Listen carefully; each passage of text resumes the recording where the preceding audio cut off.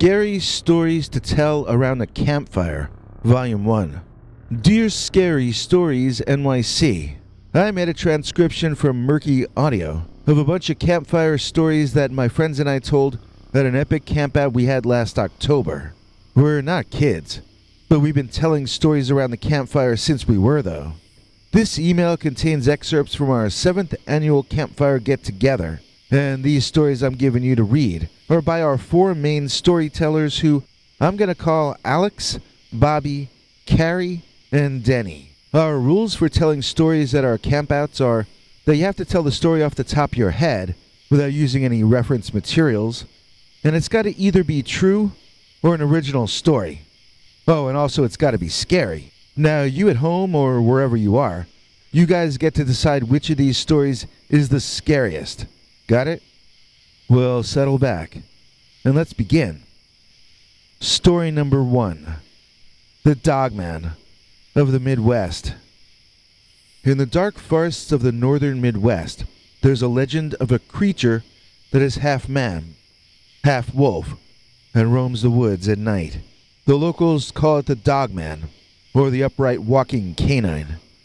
And there are stories of it stalking and attacking people who dared to wander into the forest at night. And even though she knew what I just told you, one summer evening a young woman named Sarah decided to take a stroll in the woods near her house. She had grown up in the Midwest and wasn't afraid of the forest at night. She felt that because nothing bad had happened to her so far, that meant nothing bad would ever happen to her. However, as she walked deeper into the woods, she began to feel uneasy in the forest for the first time in her young life. Suddenly, Sarah heard a branch snap, and the sound of footsteps approaching. Panic set in as she turned around and saw a massive, upright walking canine slowly approaching her. She could tell that's what it was, because it walked like a man, but was much taller than a man could be. It was covered in fur like a Sasquatch, but it had a canine head, like that of a wolf or a prehistoric-looking dog. Sarah tried running, but the creature was too fast, catching up and jumping ahead of her in seconds. It stood in front of her, growling and snarling, looking ready to attack at any moment. Sarah stood trembling, expecting the end to come shortly. But then something strange happened.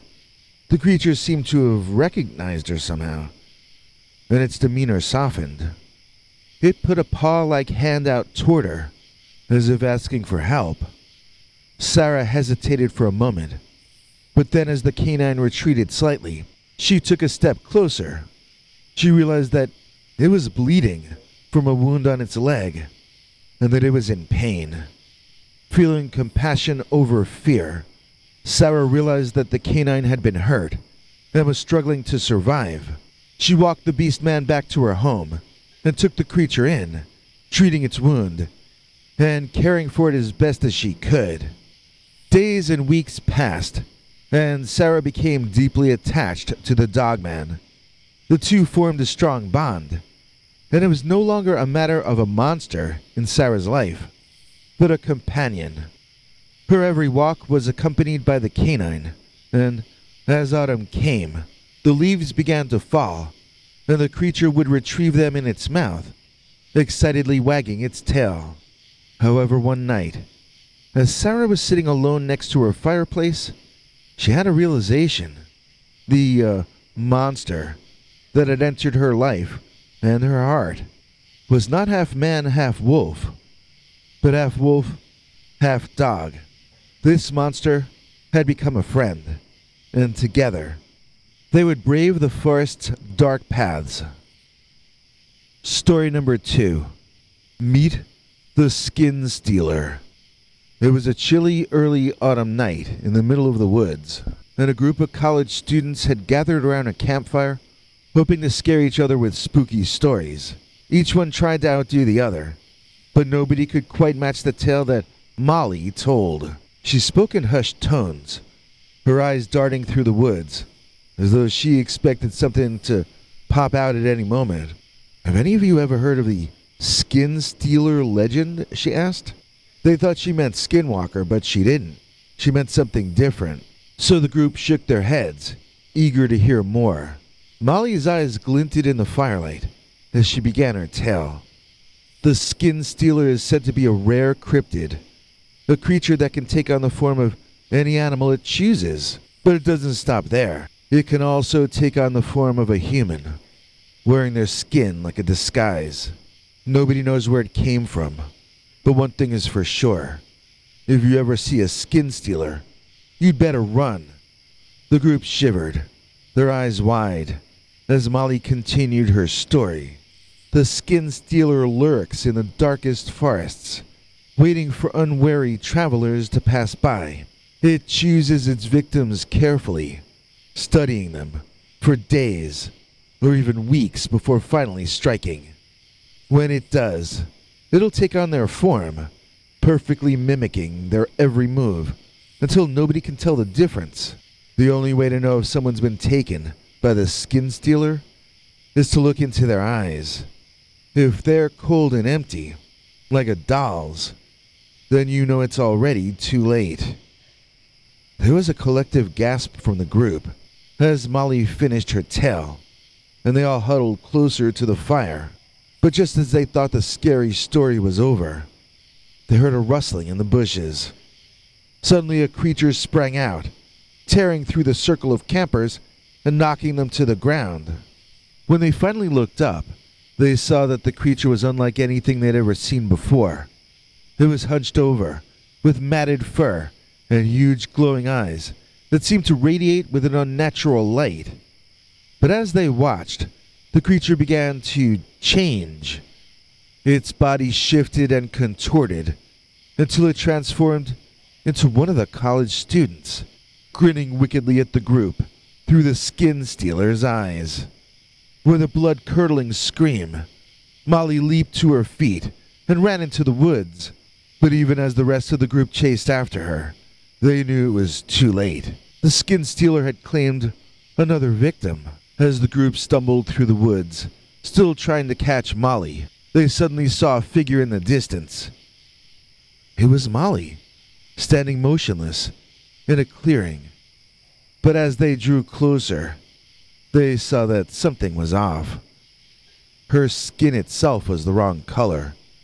Her eyes were lifeless, and her movements were jerky and robotic. It wasn't Molly at all. It was the Skin Stealer, biding its time until it could claim its next victim. And as this group realized that, they knew that they were all in mortal danger.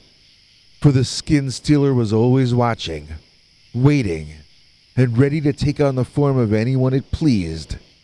And nobody could ever truly know who they could trust. Okay, here's a variation on the Skin Stealer. We're going to call this Skin Stealer Part 2. It's contributed by Carrie, and it goes like this. The Skin Stealer had finally reached the small town it had been eyeing for weeks. It had observed the townspeople and their ways, learning everything there was to know about them. It had selected its next victim, a cat, who frequently roamed the streets on the outskirts of town. With a swift movement, the Skin Stealer crept up on the unsuspecting feline and quickly took on its form. Its fur was now soft and sleek, its eyes wide and innocent. With practiced ease, the Skin Stealer made its way into town, using the same stealth tactics it had used to mimic the cat. Within hours, it had slipped unnoticed into the lives of the town's residents, mingling with them, eavesdropping on their conversations, observing their secrets.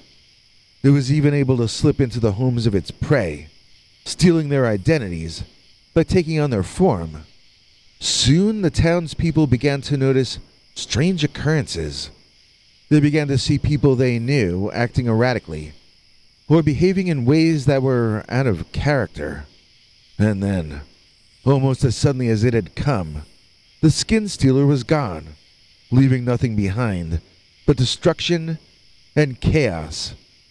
As the days passed, the townspeople began to talk about the legend of the Skin Stealer, the shape-shifting demon that could take on any form it wanted.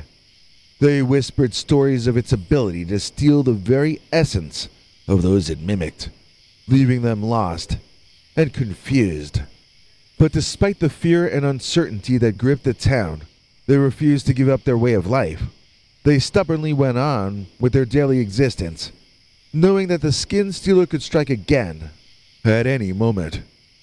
And so, the legend of the skin stealer lives on, a reminder that sometimes the most dangerous monsters are the ones that walk among us, disguised in plain sight. Okay, in story number 4, we have our third skin stealer story. This one's by Denny, and you'll notice that Denny combines the skin stealer with the Dogman. Once upon a time, in the remote woodlands of northern Michigan, there lurked a notorious skin stealer. The skin stealer was an infamous creature that prowled the woods at night, searching for unsuspecting victims to prey upon and steal their skin. One summer evening, a group of hikers decided to explore the woods. They ventured deeper and deeper into the thick forest until they reached a clearing. Suddenly they heard eerie howls coming from all around them. It was the Dogman, one of many local legendary creatures that was said to roam these woods at night, hunting for those foolish enough to venture into its domain. Bursting from the woods, the Dogman, its bloody jaws dripping with foam, began to circle the hikers, trapping them from all sides. It must have been 10 feet tall, a hairy humanoid with a canine head. Panic-stricken, the hikers tried to run, but the creature was too quick for them. The Dogman grabbed one hiker by the arm and pulled him closer to it. With lightning speed, the beast ripped off the victim's skin, and in the next moment, he somehow put that skin on, as though it were a suit of clothing. Now the camper was gone, and in his place was the Dogman, wearing his skin. That Dogman was in actuality the skin stealer.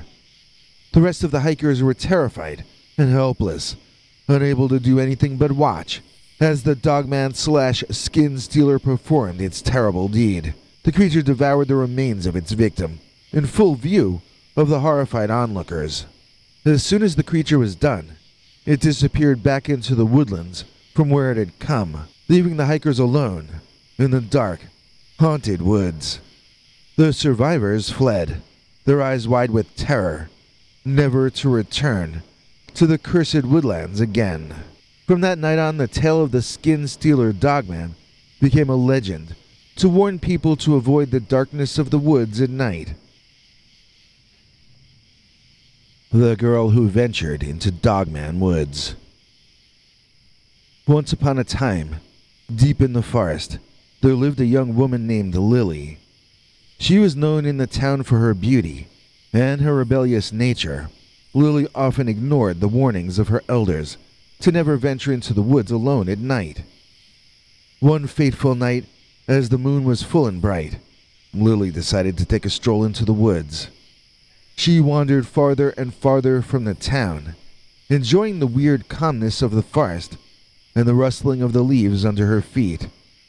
However, the calm was short-lived as she heard a man's voice whisper her name. Startled, Lily turned around but found no one in sight. Thinking it was her imagination, she continued walking, but a feeling of unease crept up on her, followed by more whispers and the shuffling of leaves. Suddenly she found herself surrounded by shadowy figures. Their eyes were dark and menacing, and they had long pointed teeth that glinted in the moonlight. Their silhouettes were that of animals, and yet they stood and walked as men. Lily let out a blood-curdling scream, but no one could help her in those woods on that night. The next day, the townsfolk found Lily's tattered clothing by the woods. They searched for days, but they never found her body. The elders declared her missing and assumed she had passed on in the woods. From that day on, the elders would warn the young girls of the town to never wander into the woods at night, because who knows what lurks there, waiting for unwary prey. Story number 6. The Strange Man in the Woods. Once there was a group of friends who decided to go camping in the woods. As they sat around the campfire, they shared spooky stories, each one trying to outdo the other. As the night grew darker and the fire dwindled down, one of the friends spotted a shadow moving near the trees. Everybody jumped up, startled, as the shadow appeared to be getting closer and closer. Suddenly, a man appeared from behind the trees. He was dressed in a tattered cloak that had wild hair and piercing eyes. The group froze, trying to make sense of what was happening. The man started to tell a story, a tale of a camping trip gone wrong.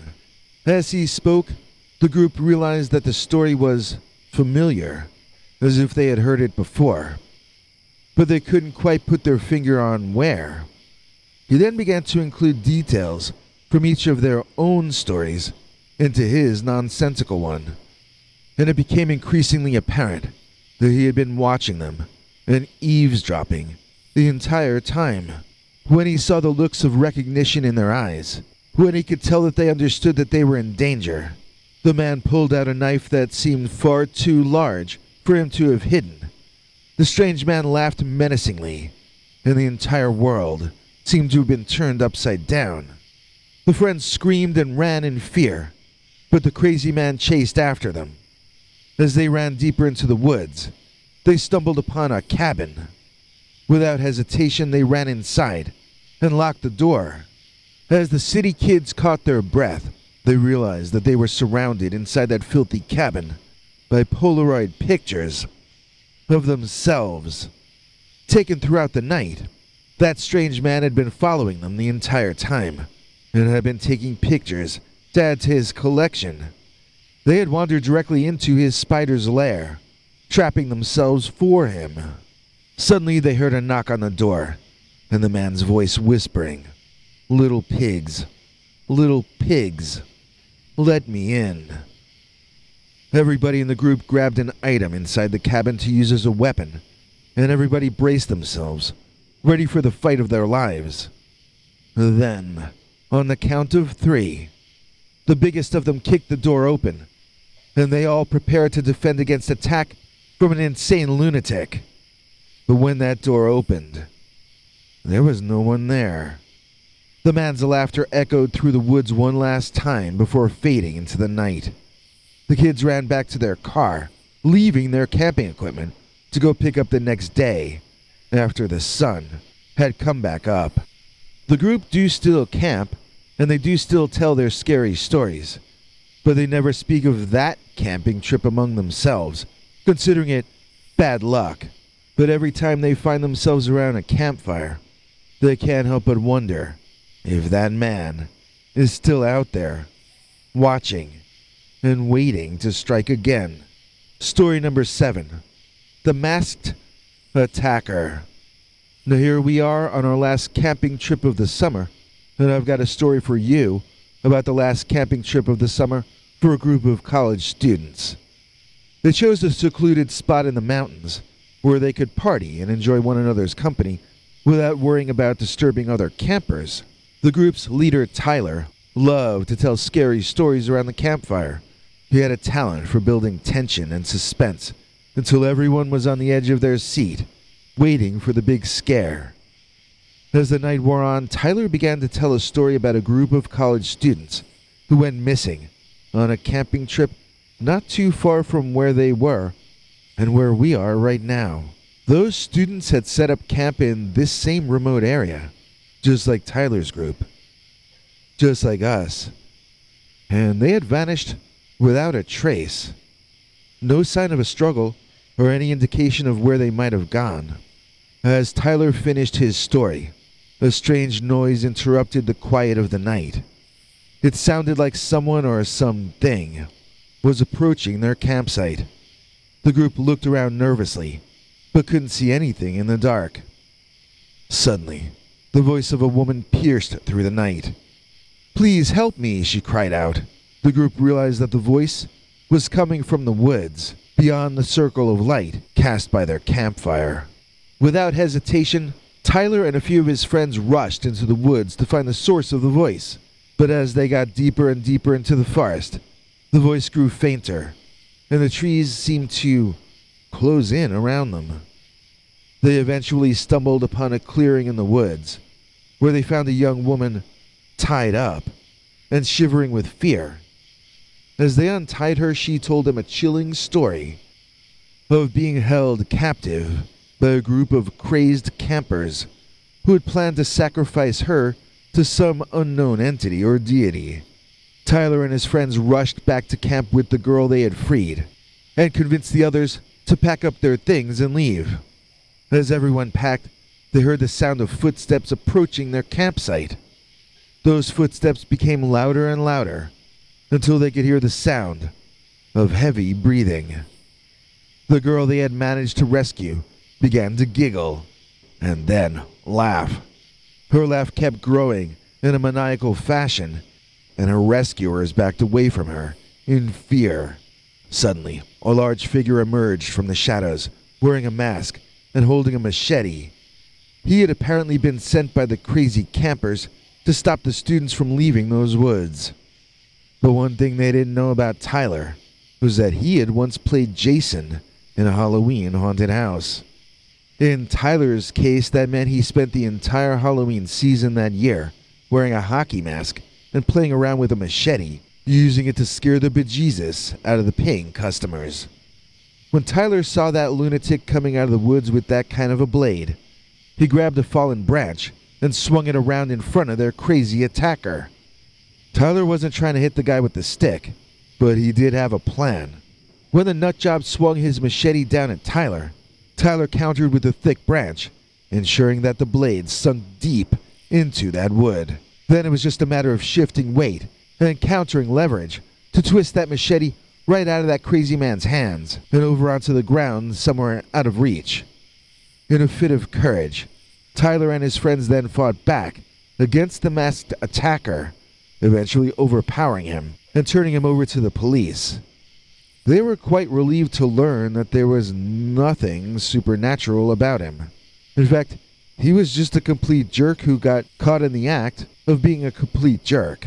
Years later, that group of friends still shudder at the memory of that camping trip. But they also know that they will never forget the courage and bravery they showed that night, and how the bond they forged in that moment would last a lifetime.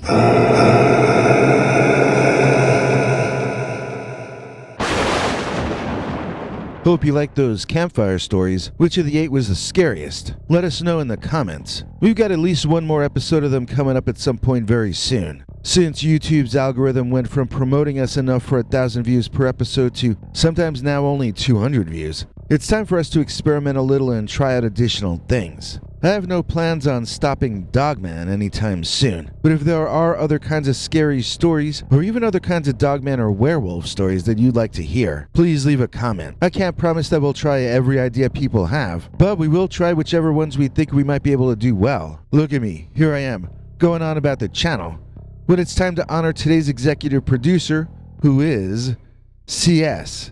For without CS, there would be no show at all, would there? You can talk all you'd like about monetization on the one hand, and inflation on the other, but we're barely staying online at this point. And it's come time that we have to start figuring out how we're going to feed ourselves and the cats each month, not deciding what to eat any longer. And we'd already be off the air, applying for jobs at McDonald's or any of the other elite employers that I'm thoroughly qualified to work at, if not for CS. CS is our executive producer, or our supervising producer, and our guiding light to keep trying. So if you like what we do, please take the time to thank her. And if you would in fact like to take up figurative arms in the figurative battle to save the literal channel, then please listen to what our international TV spokesmongrel, Henry Lee Dogman, has to say about it. Hank? Thanks, Biggie. And thanks to all of you for watching this far. If you liked it, please click like. If you'd like to see more of our work, please subscribe. And also click that bell icon if you'd like to be notified when we put out a new episode. To become an executive producer, you can donate to us through the thanks button under each of our videos or through our paypal.me/PeterBernard209 page. To receive cool perks like secret uncensored Dogman episodes far too wild to ever run on this channel, you can become a YouTube channel member by clicking the join button, or join our PayPal subscribers club at peterbernard.com. Joining either at the $3 a month level or above gets you access to our over 25 hours of secret uncensored Dogman stories available nowhere else. Do you have a scary story about Dogman or some other kind of high strangeness that happened to you? Let us know by emailing us at scarystoriesnyc@gmail.com or by leaving us a voicemail message at 804-LA-SCARY. You may need to call back on that when it cuts off after I think 3 minutes. And if you don't want to do any of that stuff, thank you for simply watching to the end. Good night, and have a scary tomorrow.